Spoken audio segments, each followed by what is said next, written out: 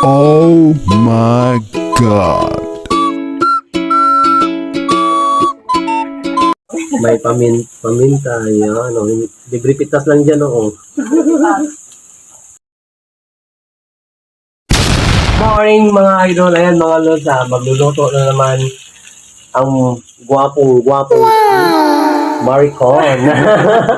Yan, ang lulutuin namin ngayon is miswa patula. Yan, miswa patama ba ga? Miswa patula? Hindi pa ako sure Yan, ito yung ingredients yan, patula at miswa.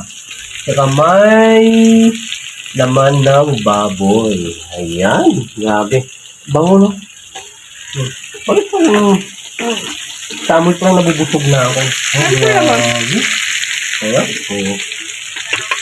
Sarap yung ulam para sa lunch. Ayan. Bawang, tapos sibuyas. Bakit Bakit na nauli yung bawang? Para magmagika yung Ibig sabihin, hindi mo na nilagyan ng mantika yan. Meron lang. Meron na. Konti lang. Ayun.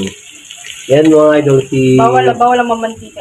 Yan yung mga idol, yung ano natin, dati siyang Dati ako, dati. Dati. Hindi,